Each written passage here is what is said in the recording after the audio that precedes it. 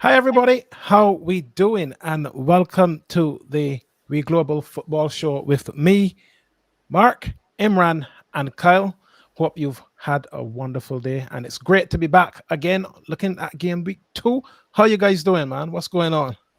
I mean, I'm doing well in the grand scheme of things, but I think today's going to be a pretty painful show, both FPL wise and Really? real Why, life why, wise for why, me. why, why would you think Well, that? I think I don't I get think it. we'll get onto that in I in don't a get few it. slides time, and I think you'll remind me a lot of why it's a pretty dismal day Wow. for me.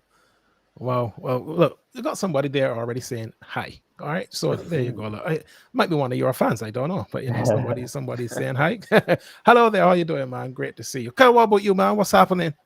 I mean, similar to Imran, I mean, I had quite a painful weekend football-wise, but I'm sure of all the people in this show, you're going to enjoy it the most. I'm absolutely certain of that. I don't get it. I mean, honestly, I don't. I really don't get it. I don't understand the mood. This just just feels. just remember, Mark, last year when the situation was reversed, we were very kind to you, so expect that Well, to be listen, reciprocated. all I did was introduce the show. I didn't say anything else. I just said welcome. How you guys doing? And everything going fantastic. I didn't say anything else. Listen, if you're watching us across our social media platforms on We Global, on Facebook or on YouTube, welcome. And we look forward to having a good conversation with you today. So let's get to it then, because this is going to be quite an interesting one, I think, today for all of us. I So mean, shall we start with this one here, guys? yeah, I mean, it is a flagship year for the Premier League with it being the 30th anniversary, and I think what a league we have. I think you were mentioning it earlier to me and Carl in the pre-show that it's the only league we've ever known, and I think it is the best league in the world, and just the variety of winners that we see there showcases why that's the case.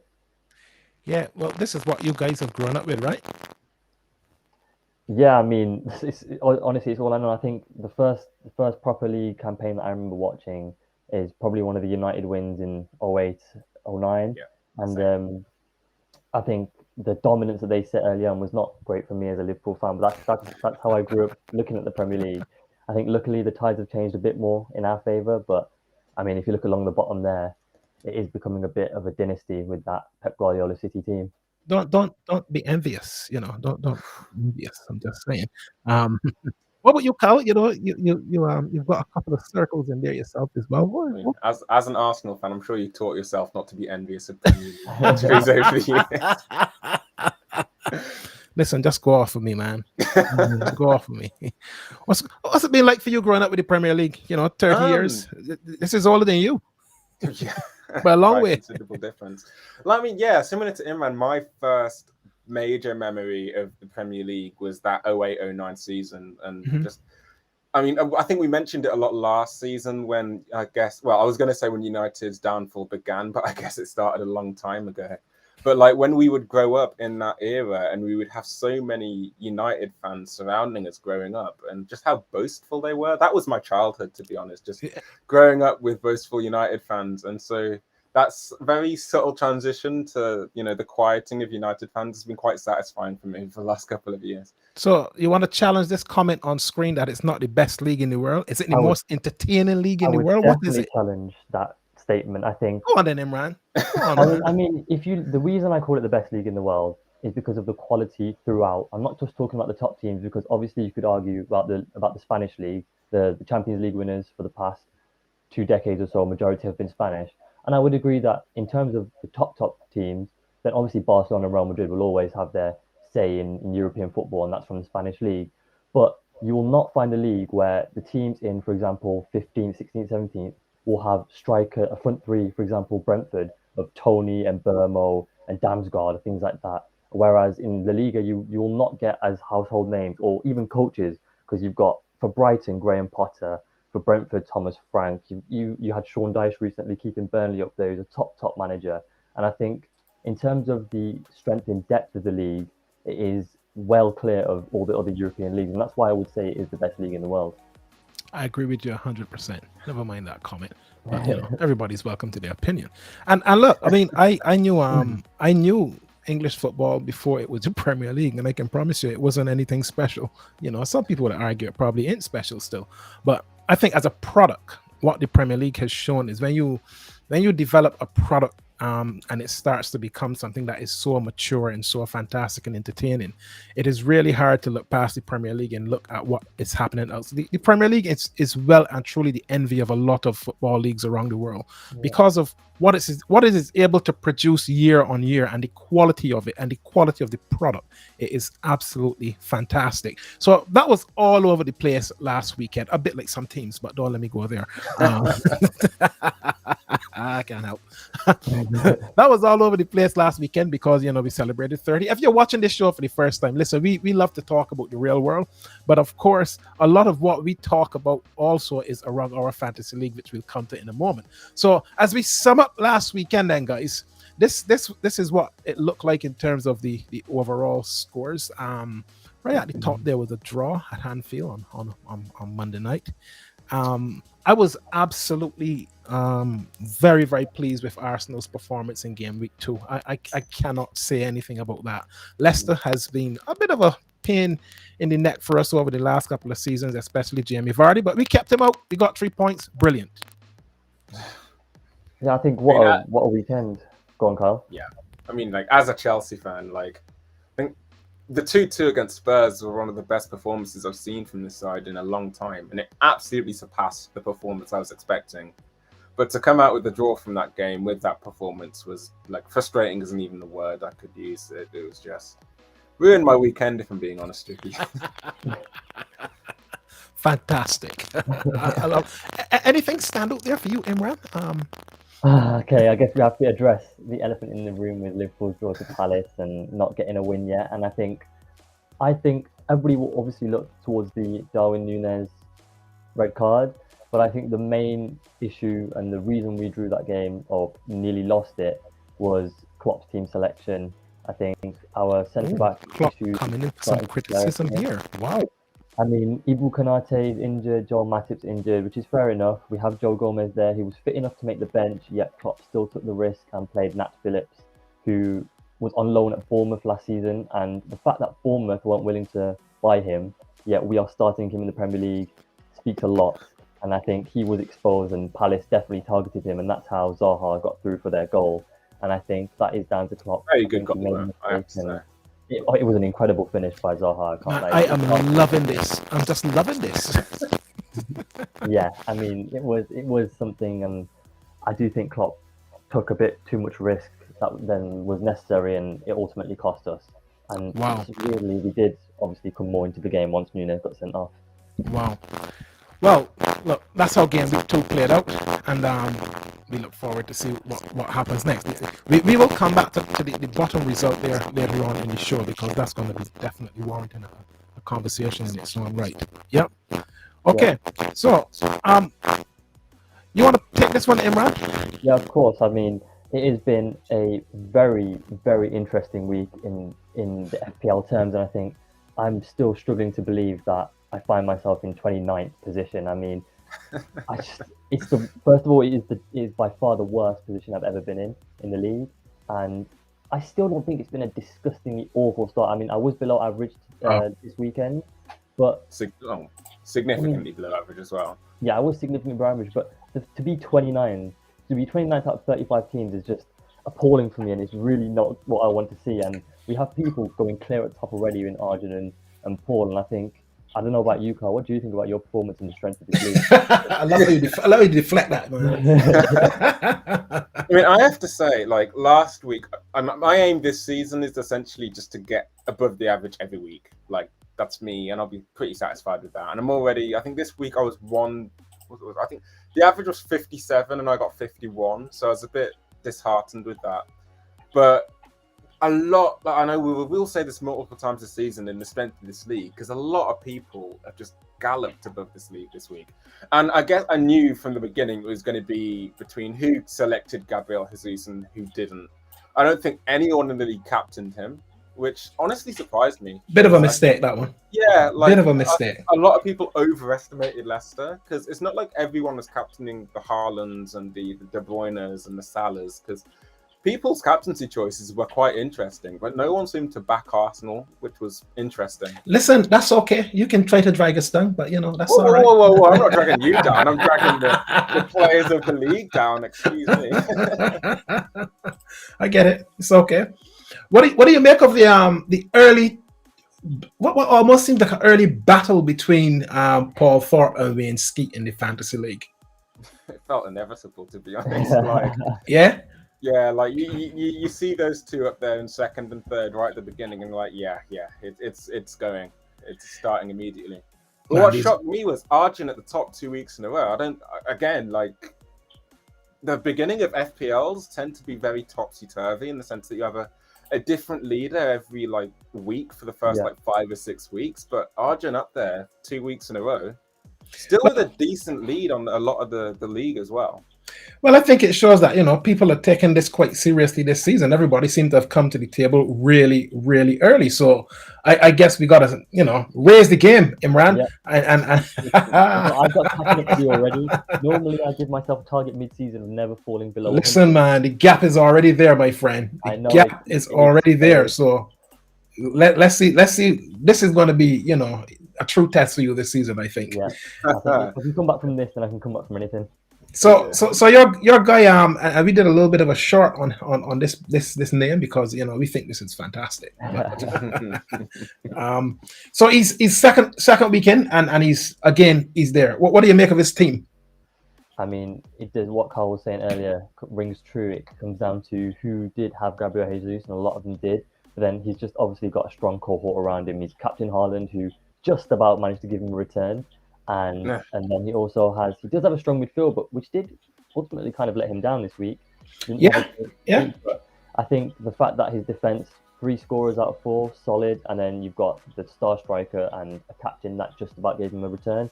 It keeps him afloat at the top, and I think he's still obviously benefited from his incredible first week. Yeah, it does have to be noted that Arjun only got 1 point above the average this week. So as I've just said, it was 57 the average, and he only scored 58. But he's still got that 2-point lead at the top, despite a lot of people getting into that 70 mark. So again, it just kind of backs up just how mental that start was at the beginning of the season. Yeah, I think this whole midfield that he chose in game week 2 was very low scoring actually for somebody who's top of the table. Mm-hmm. And I would be surprised if Marcus Rashford returns for a third run out in this team. He's a United fan, right? He is a United fan. But I think the reason that Rashford is featuring, I've still got Rashford myself, is because he's guaranteed to start. And I think the fact that he's quite cheap as well, isn't he? Yeah. But his form is so bad, though. I would agree. But if United somehow get a goal, you'd think it'd be him involved. But yeah, honestly, at this rate, United could just not score for a few games. So his form is terrible.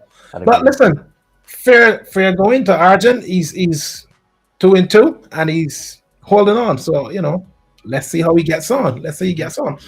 But of course, the battle for this league is between the three of us. Yep. And naturally, I have to say I really enjoy this, and I'm going to make the most of this. I finished the top of the three of us in game week 2. You see there with 55 points. And I'm still in 18th, but 117 points on the board, which is good going for me. I am quite comfortable with that. I think I have to say, Imran, man, my letdown in this game week is Darren, man. I put so much faith in this guy, and all of a sudden he has just completely lost his head. Well, he almost lost his head. And let me down. I was hoping for a lot more from him, and because he got sent off, he really wrecked it for me. And I think I got the captaincy wrong, as a lot of people did in game week 2, because I think we were all banking that Haaland was a shoo-in for a brace or a hat trick at least. Yeah, man, the guy got 8 touches and that was it. But I'm comfortable. I'm comfortable. I finished ahead of the two of you, and I'm sitting on top of the tree here with the game week 2 across us. So I'm quite comfortable with where my team is and how things went for me in game week 2. Criticize all you want. How long can you keep it up for, Mark? You don't worry about that. you don't worry about that, man. You have You have to really focus on your team now. Don't worry about how I can. Okay. You don't worry about if I can keep it up, because what is important here now is how you're going to dig yourself out, because there's a gap You're not already wrong. there, my friend. You're not wrong. But I'm good with that, man. I'm comfortable with that. I'm really pleased with how game week 2 went for me. Over to you, Carl. You ran in the second.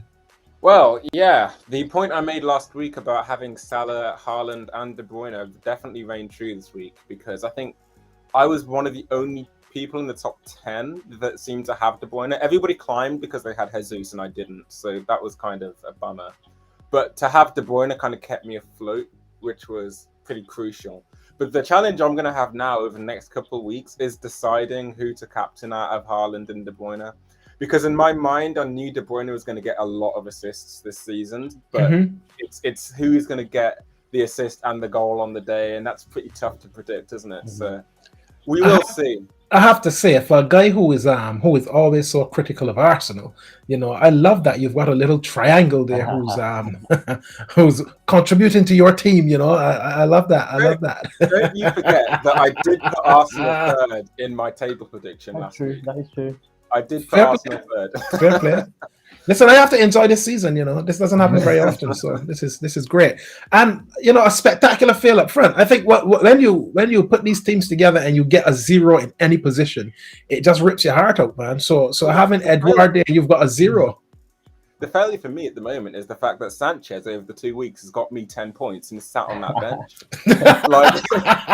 Alisson has got 3 points overall compared to Sanchez's 10. I told you all last week, but you laugh at me that he is not going to get that many clean sheets this season, but y'all thought I was joking. He hasn't got one yet.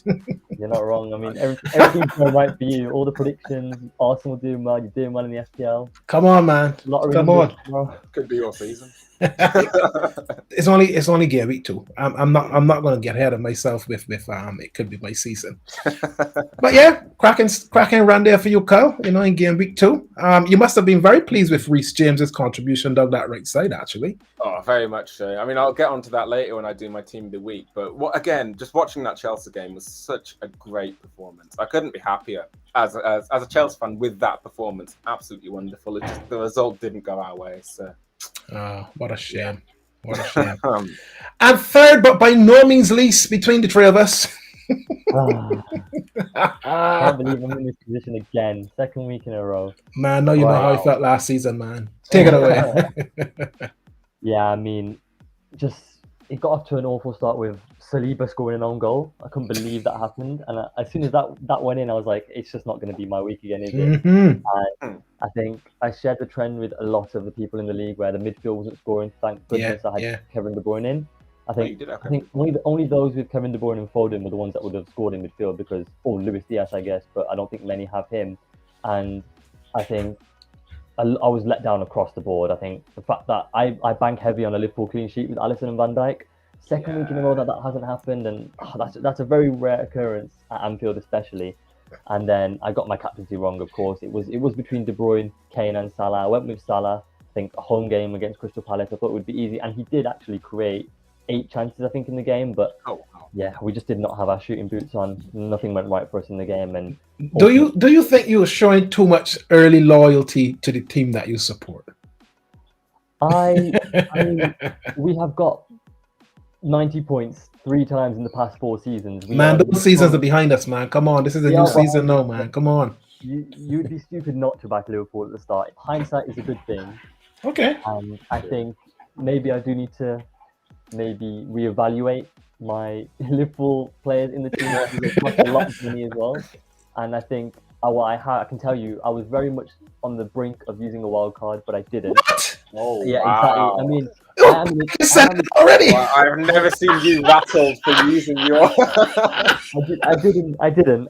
But I was very close. And this is incredible. Wow. I know. I think it's the most rattled I've ever seen you on Fantasy Premier League. If it doesn't improve in the next couple of weeks, then I may have to. But wow! Listen, man. Listen. Few transfers, and we'll see how it goes. That is what you call early season panic. I've never been in this situation before. I don't know what to do. Man, you're too committed to Salah and Van Dijk and Alisson. Salah will come good. I've no doubt in my mind Salah will come good. That's not an issue for me. It is the defense that is an issue so far, though. Okay, fair enough. You know, I look on from lofty heights and see how you see how you get on. So we've got a new piece in the deck for this week, and it's called the Fantasy Analyzer, which really, I mean, all it is really is to see how long it will take Imran to get out of the bottom draft. Why couldn't we do this last season when you could now that I'm at the bottom, you can see it. Well, look, we're tracking 4 people in this analyzer here. It's obviously, you know, whoever gets the most points between us, the 3 of us, and we're tracking in goal there one way, and Skeet, who is the defending champion of our fantasy league. So you can see, Kyle, that you dropped -6 in game week 2, and okay, drop -8, but you know, Imran also. Physics effect. Yeah. So we will see how we are progressing across each week as we go through the season, and what those overlaps might look like across our own points, game week to game week. But I tell you, this guy being Skeet, man, this guy is serious when it comes to focusing on this thing. Mr. Consistency right now, isn't he? Yeah, very, very consistent. Always top half, and you know, even though he was 10th last week, guys already got +15 and gone up to 3rd. So you know, we know how that's going to play out. There's going to be no slacking. So that is the standard right there, man. That's the standard. Yeah. So you will be able to see, Imran, how you know, I have all faith that you will turn it around. Thank you. Thanks. This is the vote of confidence from the chairman. I have all confidence that you'll turn it around, man. Thank you. Needed that boost. Listen, I think it's so shocking that one of our viewers has just said, "What will Garden Week do?" Listen, I can't believe it. I mean, after the Liverpool game, I was annoyed and angry, and then I looked at my FPL and it just compounded my misery, and I was like, I need to take the risk, but I didn't do it. That's the moral of the story. Is I haven't done it yet. Maybe. Okay. You know, we will see how you progress across the analyzer. We'll be watching very closely, you know. Yeah. And of course, I can drop. You know, I'm not saying that it's only you, Imran, but fair enough. Look, we love to do a feature on players in our In Focus segment in the show.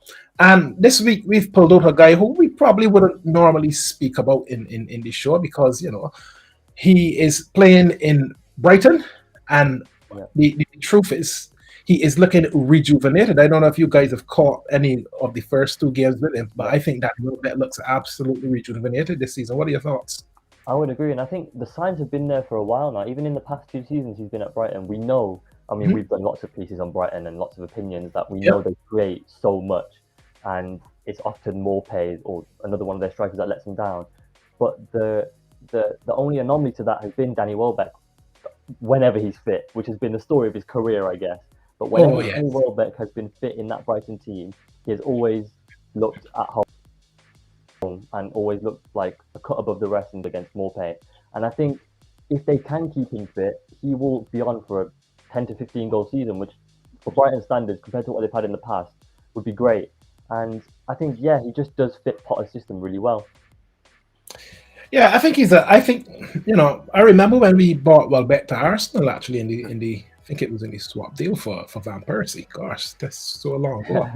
And it felt like, okay, we've lost Van Persie, a young player who's hungry in it. But the truth is, his career never really got going at the Emirates, because he just picked up so many injuries, and it feels as though in you know, 10 years on, I can't even believe that. That's 10 years ago. It's incredible that, you know, he's still looking really fit. I thought his first game against Man United was incredible. Just the way he led the line. You can see his touch map there, where his key positions were on the pitch, and his numbers. United these days, is it? Huh? It's not hard to be United these days, is it? You might find out come next week Monday, so don't speak too quick. Well then, that's not me. Man, listen, I don't even want to think about what will happen if United beat Liverpool. Let's no. Let's not speak about it. Let's feature Welbeck properly. I think at the beginning of last season, Imran, when we were talking about the season predictions for last season, Imran said that Brighton could be made or broken depending on how clinical they are up front. Yeah. And I think Welbeck really showed that last season. He's really come into his own and showed when he, as we've said already, when he is consistent, he is a very big force to contend with. And he has scored some absolute bangers. Like, seriously, some of the goals he's scoring are unbelievable. And to think, like, you kind of blown my mind too, in all fairness. Like, the fact that he's been playing for so long and he's still producing those kind of goals is pretty fascinating. I think if I was to really think about a criticism in those numbers, you would think that someone who was playing for that long has only scored 56 goals. It just feels like a really poor return for the for the clubs that he's played for the technical ability that he has. But clearly, injuries have played a real huge role in curtailing a lot of his ability to put the goals away, because he always finds himself on the fringes because of the injuries that he has, and once he tries to get back into the team, he obviously has to sit on the bench for a few games, and it just disrupts the rhythm. He never gets a consistent run. And I think if he can do, which he's showed signs that he can this season, then you never know, it could be his best season of his career.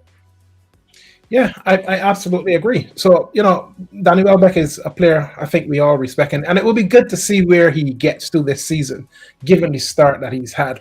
Because we see this with some strikers, we see the same thing with Danny Ings as well. They start really well, and then suddenly, 4 games, all of a sudden they disappear.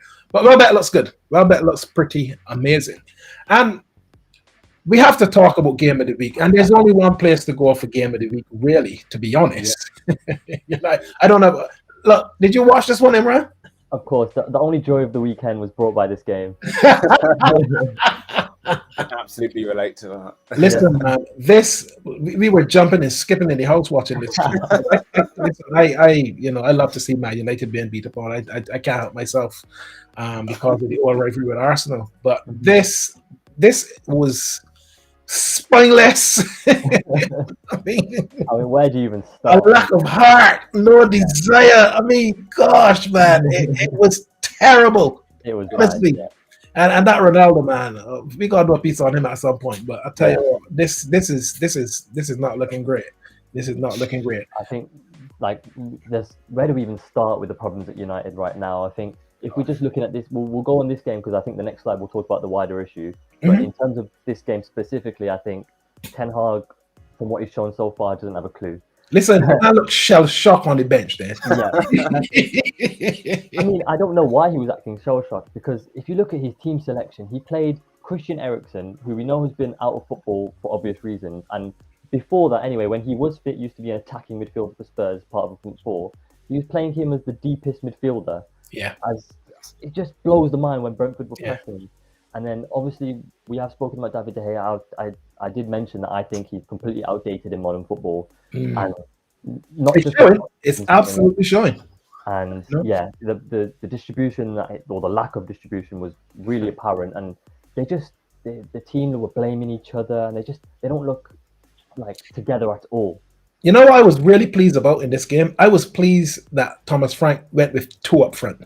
Yeah, because I thought that was when I saw the teams, I thought that is a superb decision. Play 2 up front and put them under some pressure defensively.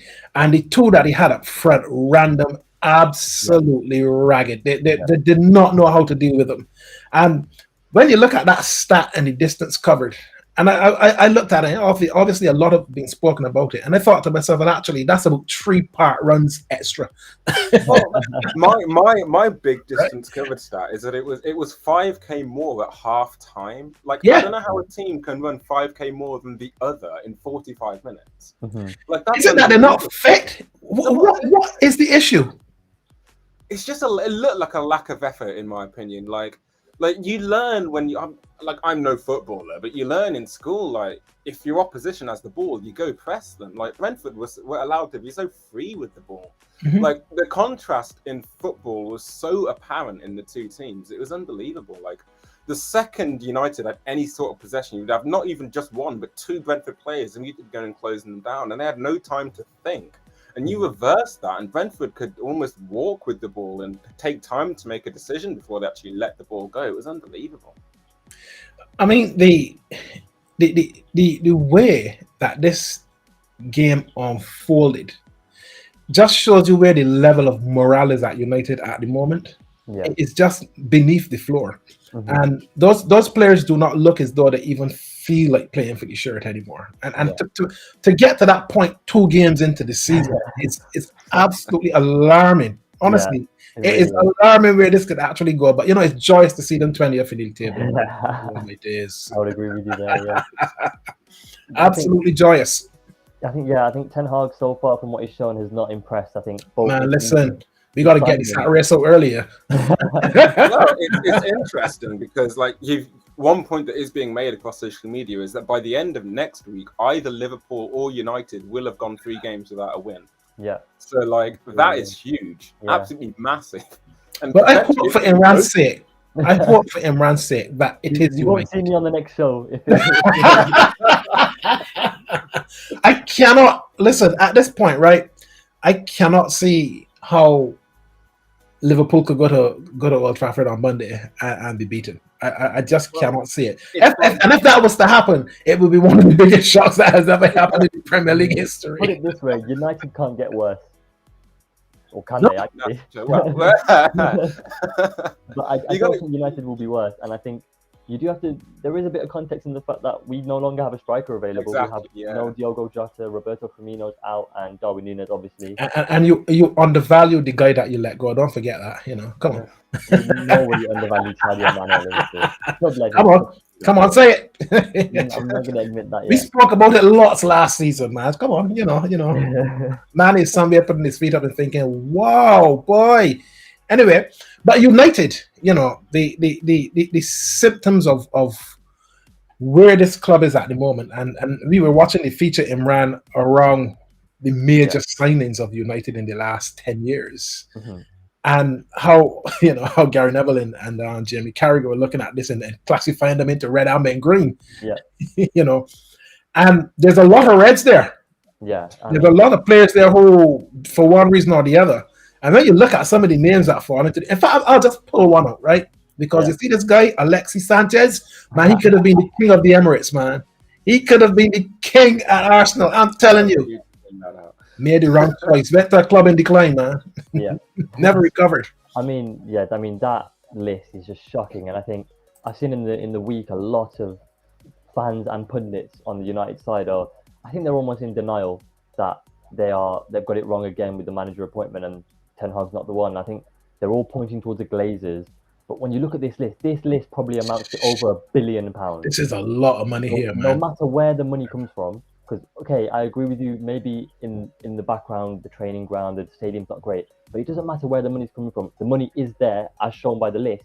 It's just awful. Like the recruitment, the managers that they've had, the culture of the club right now is just shocking, and that list just epitomizes it, to be honest with you. That is one stat we didn't mention on the previous slide, where the one that circled around social media, where they were saying that Brentford's squad costs like X amount of money, whereas United is ridiculously more. It's like United are spending the amount of money that Brentford's entire squad costs on one player.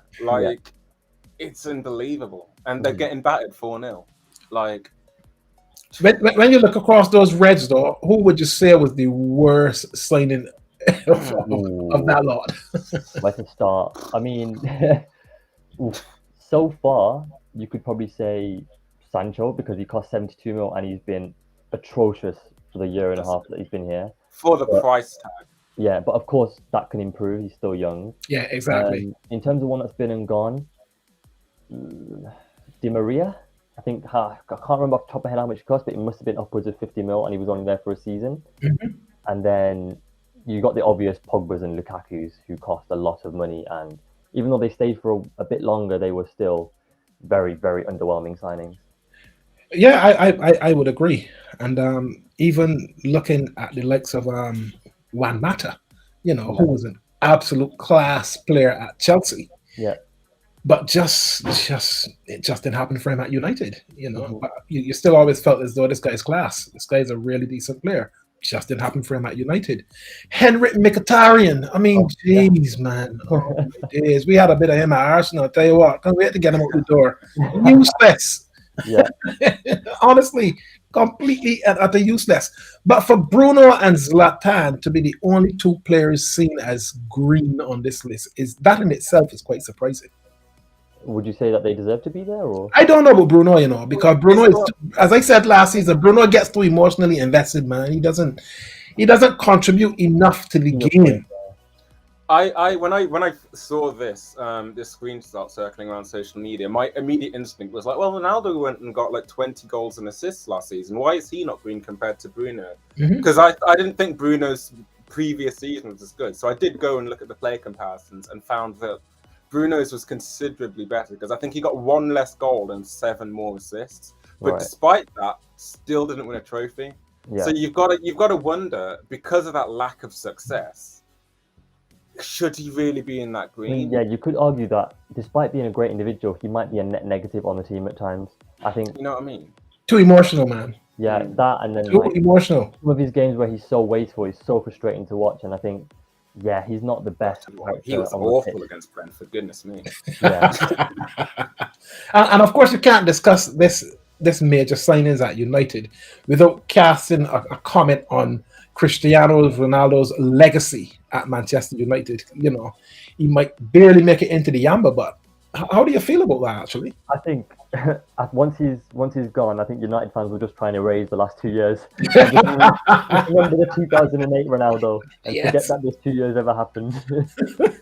Because it's not a good look now with all the stories that are coming out about him in the media, and it's just not a good look right now. Do you? I was thinking about this the other day. Do you think the game has actually gone past Ronaldo? What do you mean? Well, I was thinking, actually, what you're seeing across football at the moment is managers with systems. You know, Klopp has a system, Pep has a system, Arteta has a system, Tuchel has a system. The game is about managers and systems. It's not so much about the individual and the flair and the big reputation that players are used to bring onto the pitch. And it just made me wonder whether Ronaldo has got caught a little bit in how the game has transitioned to these systems that managers want to play, and he now can't really fit in the way that they want to play. I would agree with you. Yeah, go on. But I think, in fairness, to be fair to him, he is about 37 years old now, so it is hard to try and mold him into a prep striker that can press and link play and things like that. But yeah, I would agree somewhat that at 37-year-old, he might be becoming a bit outdated. See, while I would argue that, the one thing you would say is that if there is any players that could adjust, it would be your Messis and your Ronaldos. So the fact that we're having this conversation may stand to reason that not many players could. It's funny, somebody that said that there's no system. I would agree. That's hilarious. I mean, you could argue that the reason there is no system is because he has Ronaldo there and he doesn't know what to do with him, because you don't want a 37-year-old Ronaldo to be the one to build around for the next 5 years, because obviously he's not going to last, and he's not a modern day striker, so to speak, like where you'll get the link up from him and you'll get the pressing numbers that you want. So I do feel like Ten Hag wants to try and move on from him, but Ronaldo's got an ego and a price tag, so it is harder. Easier said than done.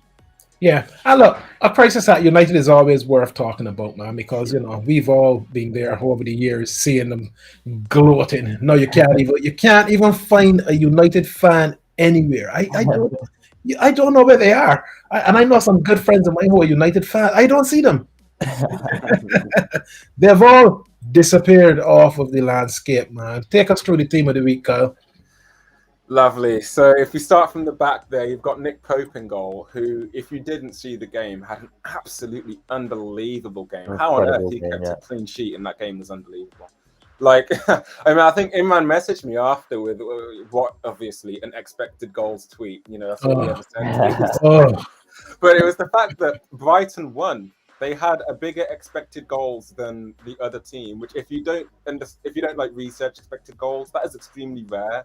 Brighton they're famous for having a very low amount of expected goals, but they had a very large expected goals in comparison to Newcastle, and the game still ended 0-0. It was a great game to watch. It was one of those 0-0s that was actually quite an entertaining 0-0 to watch, but Nick Pope was absolutely fascinating. I've got Shah in there as well, because I think he was Newcastle's best defender. I think of all their back line, he had the most clearances and had another one off the line as well.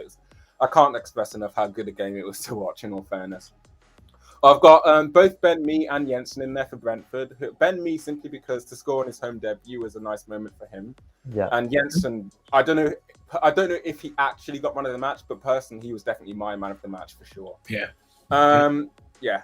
Reece James in that back line as well, simply because in that game against Spurs, he single-handedly managed to silence both who some regard as the best striker in the world in Harry Kane, and who we seem to get Stop it. every quote this week as your man, Heung-min Son, absolutely silenced for 90 minutes. My boy Sonny, man, it just didn't happen for him, But anyway. Just on that, I think the way Tuchel used James was so interesting in that game. Yeah. I think I picked it up fairly early that whenever Kane or Son dropped deep, James almost became like a Kante in how aggressive he was in that midfield. Yeah, he was. He would drop into midfield and just be on them and not give them a second. And I think he performed that role really well. And I think that his flexibility is such a useful tool for Tuchel. Yeah, I think tactically Tuchel got that game very right, because I remember I saw the starting line. I was like, James and Loftus-Cheek. It's going to be interesting to see where James plays, because we all know Loftus-Cheek as a baller, but to play James in that centre back role confused me a bit if we were playing 5 at the back. And I think it took me about half an hour to figure out where James is actually playing, because he was just wandering and following Kane and Son whenever they would come forward. It was great. I've got Rodrigo in there for his 2 goals. I was very, very tempted to put Kante in there over him just because of his performance against Spurs, but I didn't want to be too biased. His was incredible. I think it's one of the best games in a long time, actually. I think we did notice Kante fell off a bit last season. I mean, I say fell off. He still had a decent season, but when you're Kante, you just set a different standard for central defensive midfielders. But I think last season he dropped off a bit, and to see him in the game over the weekend, it was back to its best, honestly. And I hope the injury got wasn't too long term, because it did look quite bad. I've got De Bruyne and Foden in there for pretty obvious reasons. They were pretty class. Obviously, Haaland let a lot of people down, but he did get an assist. But that I don't know if you've seen it, but that De Bruyne finish for his first goal was unbelievable. Just ball striking is just out of this world. Honestly, what a goal!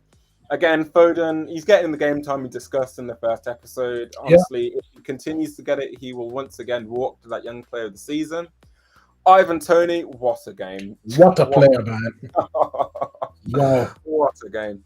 Watkins for that game against Everton, I don't think he scored, but he got 2 assists, and I think he was Villa's best player. Granted, Danny Ings scored it was a very good finish for his goal, but Watkins deserved all the praise and more for his 2 assists. And Gabriel Jesus, who I think we've spoken enough about in this episode. Say him again. It's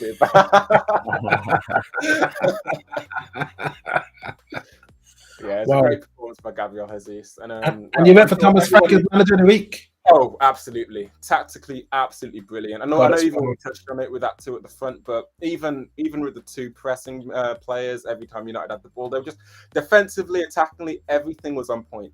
Absolutely murdered them on the football pitch, honestly. Yeah, fabulous 11. Look really, really good. And I think when you talk about Reece James there, I have a view that he can defend. He's very, very good in the attacking third. And he showed that on Sunday. He had a really, really good game. And this is going to be a big season for him, I feel. Huge. Well, we're into, the first 6 games. And I made a huge prediction last week by saying I expect Arsenal to return 18 points from these first 6. And I'm sticking with that, man. We've turned over Crystal Palace, we've turned over Leicester, and those are 2 really important victories for Arsenal, because it isn't the Liverpools and Uniteds and Man Cities that I worry about when we play them, because I almost know there's a certain inevitability about how those results will go. It's the Palaces and Leicesters that Arsenal have historically, in the last 5-6 years, really started to struggle against. But the way that we've swept aside those first 2, I'm confident, man. I'm happy with where we are. We're going to Bournemouth on Saturday, and we're going to smash them. And Jesus is probably going to get a hat trick. We listen. It's confidence this year with Arsenal, man. No ifs, no buts, no maybes. We're in it. Come on. I think the only thing I can say about Arsenal is I want Saka to start getting up to that level as well. I expected him to really push on so far. Haven't really seen it yet, but I think he will, though. And I think because of how the confidence this is a real confidence thing with Arsenal this season, and I think the arrival of Jesus has really started to galvanize the team and take them on the level that they really need to be on. If we get the goals, we will be up there, man. Oh dear, look at this here now. Look at this here now. Look, somebody trying to cause trouble, right? I'm a United fan. I have absolutely no doubt about it. That is a Man United fan that has suddenly walked into the room. I mean, I have to say, if we're just throwing back to that 30 years of the Premier League, this is the most afraid I think I've ever been of an Arsenal side since 2008. Like, I knew it was a baby. You had the Invincibles anyhow. Well, obvious, yeah. The Invincibles was before I was born, in case you forgot, living in history.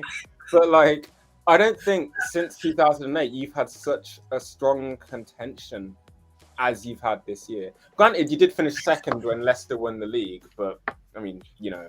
Look, there is just something. I know this is not Arsenal TV.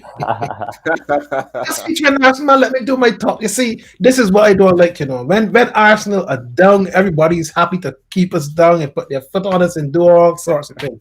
When we are up, now we can't have our. Let us have our moment. What's wrong with y'all? Come on now. 2 games, we're 6 in, 6-4, 2 against. We good. There you go. Fair enough. Yeah, man, I'm happy with that. It is nice to see like a young project come into fruition. I think it will be a good development. 100%. Yeah. It is pretty satisfying as well to see that young manager in Arteta doing quite well as well.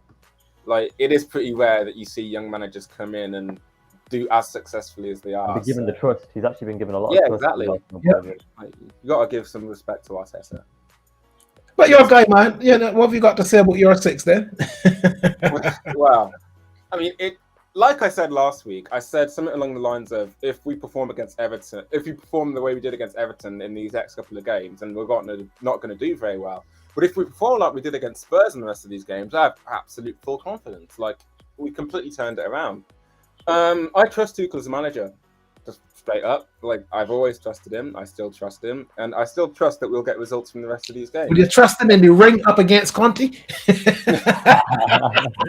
I got a bit tasty, didn't it? Just a bit. I mean, you can understand, can't you? Like, it was frustrating as a fan watching that game, having such control, and what it felt like 2 goals very much gifted to a side that didn't. Hang on. Imran, I've got to ask you a question because Kyle's been going on about this. I didn't even know this was a thing. I didn't know that Anthony Taylor and Chelsea was a thing. I didn't know. I have been seeing. I think they have history of the past 2 years that they think. I didn't even know this was a thing. Longer than 2 years, mate. Like, it's been much longer than 2 years. Like, it's exhausting. Like, I mean, like, I'm sure I said it to Dad. I'm sure I said it to Imran. Like, because Anthony Taylor was the 4th official for the United Brentford game, and they made a joke about how he'll be reffing the Chelsea game tomorrow. It's just how much work he's doing, and I was like, oh no. This is not going to go well. Like, you want to hope, but you see Anthony Taylor reffing a Chelsea game, and you're like, no matter how well you play, the result's just not going to go your way, and it was inevitable. But we played well. So as long as I can, despite how frustrating it is that we've dropped those 2 points, I can take what I saw and be confident for those next 4 games. But like I said last week, it'll be that West Ham game that'll be a bit tricky. Really? Football's a funny game. Like, you can see it's polar opposite. So the game v Everton, you got the win, but you were a bit disappointed with the performance. The game v Spurs, you were brilliant, and I really do think you were a class above, but just didn't get the result for whatever reasons. I think unluckiness, a bit of with the ref, of course. But yeah, I think it really did give me a lot of confidence that, okay, Chelsea are still a very serious team, and they are very, very much in this top 4 battle. Yeah, that surprised me somewhat because I felt that they had a really lackluster start against Everton. Yeah. And I think I said in the first show that I'm not sure where Chelsea are going this season. But they really came out. But then again, it's Spurs too, right? You know, Spurs don't know how to win at Stamford Bridge.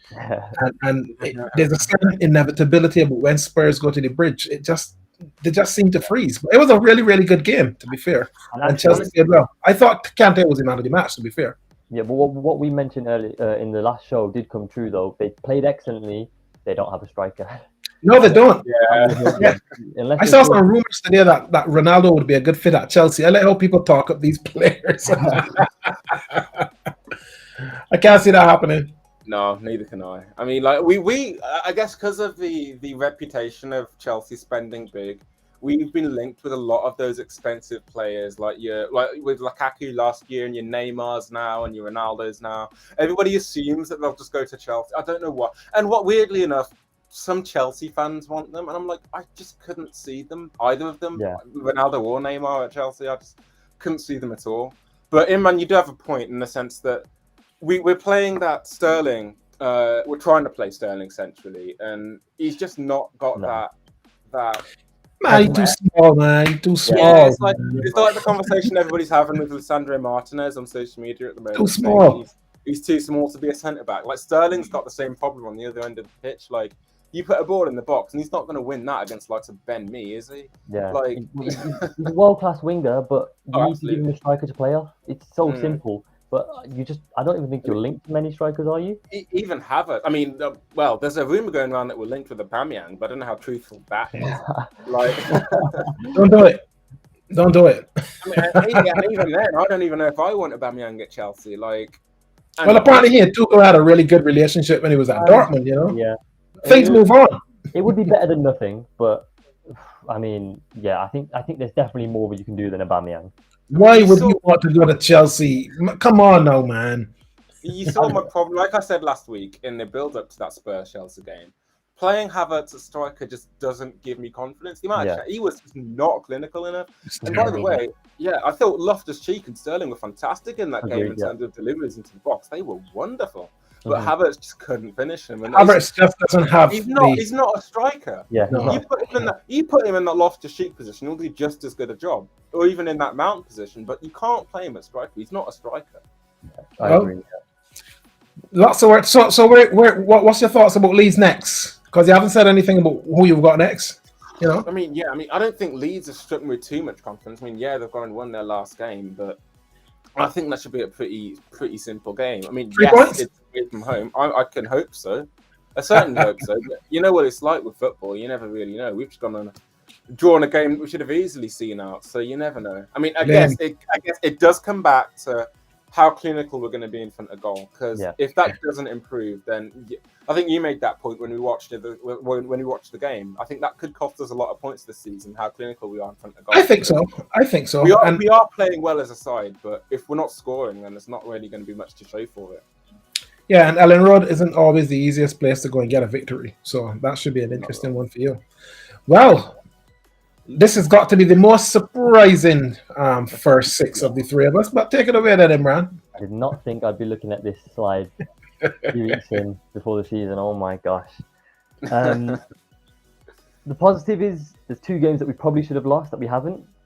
We have managed to salvage 2 points, but gosh, we're already 4 points behind City, and we just know that they'll storm on. So I haven't even asked that. Sorry? Your performance against Palace with the 10 men, what did you think of it? I mean, the performance after we went down to 10 men, we were really good, to be honest with you. But I thought it split a lot of people, because a lot of people were saying that Liverpool were great with 10 men, and a lot of people were saying Palace were poor with 11. So okay, I do agree with that Palace report. I think if Vieira went for it, they could have turned us over. But Vieira just wanted a point, man. Yeah, of course. I think he was happy to take the point and run, but I think it's that away from home thing, innit? You don't want to press too much at Anfield. Yeah, I mean, looking at the next game against Manchester United, it is the best time to play us, I guess, because we are. I can't believe that you're blowing. Now listen, you should be looking there and saying, looking at that next game against United, we're going to go to Old Trafford and batter them, man. Hey, we are going to go to Old Trafford and turn them over. We should turn them over, and hopefully that serves as a step ladder for us to just get back to the normal swing of things. I think the injury situation doesn't help, but the two home games against Bournemouth and Newcastle should provide a nice boost. And if we get the wins in there, we'll get back on our usual destruction. I would be so disappointed if come Monday night United are not still bottom of the league. I would be disappointed, man. Me as well, Mark. Me as well. I want them bottom of the league by at least a 4-0 margin. Come on, man, do it. It'll be a massive anticlimax if that game is at all. But my only concern about the United game is the fact that we do not have a recognised striker. I think if we stick the young lad Carvalho, you don't need one to win there. You don't need one to win there.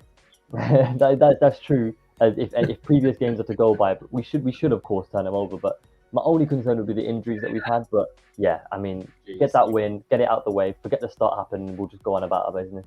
Sure, you would have been dreaming about Nunes v Martinez the last couple of weeks. Oh, it was honestly, I think we would turn him over, and then he's just gone and done that, which is not great. But yeah, hopefully normality resumes, and we will do United. Klopp look like he's looking on and saying, "Jeez." I can assure you, he's not smiling after the two. No, he's not. No, he's not. I think Nunes has really caused him a bit of a problem as well. Actually, that with that suspension, that's going to happen now. And I think so. Even when he comes back, the centre backs now will target him, and it's something that he really needs to learn very quickly. That he needs to get out of his game. Yeah. But we do like a character. It's nice to have a character. Of course. So let's look at the fixtures for game week 3. You can see them there.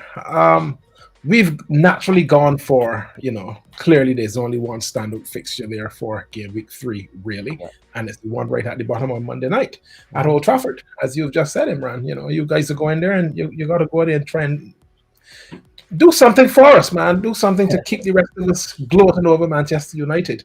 Yeah. Arsenal we are Bournemouth on Saturday, 5:30 kickoff, which I'll be really hoping that we can go to the Bournemouth Stadium and Jesus can do a fabulous job there as well, man. Keep the points rolling in for the Arsenal 3 from 3. I think in the long term, I think that game, Everton versus Forest, is going to be quite a big one. Yes, for sure. I think in terms of the finishing for this, in those 15th, 16th, 17th positions, that game could be massive right at the beginning of the season. Come on, Forest. Don't forget, Forest are coming off that win against West Ham. And though the game is away from home, so that'll be an interesting factor. Because I think looking at Forest play against West Ham, I think their home form is going to be quite good this year. I agree, yeah. So I think it's going to be those results away from home that determines and shapes their season. Yeah, I think Brentford could be another interesting one as well, because with Brentford coming off of what is a massive victory for them, and going away to Fulham, who at Wolves on Saturday, you thought clearly they should have taken the points, but didn't. Mitrovic just didn't look himself. Yeah. But I think that he is key to Fulham's success. If he doesn't have a good game or a good season, I think they're gone. So it will be really interesting to see how Thomas Frank set his side up away from home against Fulham, who had a good start but had a little bit of a blip against the Wolves last weekend. I'd agree. I think you could mark that one as a potential relegation 6 points in, which we'll look back at at the end of the season, because those teams could be down and around there. I think Fulham are always going to be around there. And Brentford, despite having a good season last season, you never know. I mean, they have beaten Man United 4-0, but Man United, and we know how pathetic they were. So I don't think they'll have an easier game than what they had last week, and I think it's just going to get harder from here. Yeah, for sure. So let's bring it home then with a look at the table, which is makes fantastic viewing for fans of Arsenal and Man City, who have got 2 W's in the green, 6 points, and are sailing on the top of the league, man. I think I was saying the other week that if Liverpool had got 6 points, I think this would be their dream table, to be right at the top of the league with United and Everton in the bottom 3. Here we are, mid-table. 2 Ds, man. 2 Ds, Who would have seen that coming? But it's been an entertaining game week 2. And I think we will look back on this weekend where we celebrated the 30th anniversary of the Premier League with much fun and thought, that was pretty good. Cull might not because of Anthony Taylor at Chelsea. You can't win everything, and it was great to be able to see that. So roll on game week 3. This has been the We Global Football Show with me, Mark, Imran, and Kyle. And until next time, we say over and out. And thank you so much for watching. Share the show along and invite somebody else to watch along with us on the next one. Take care and bye for now.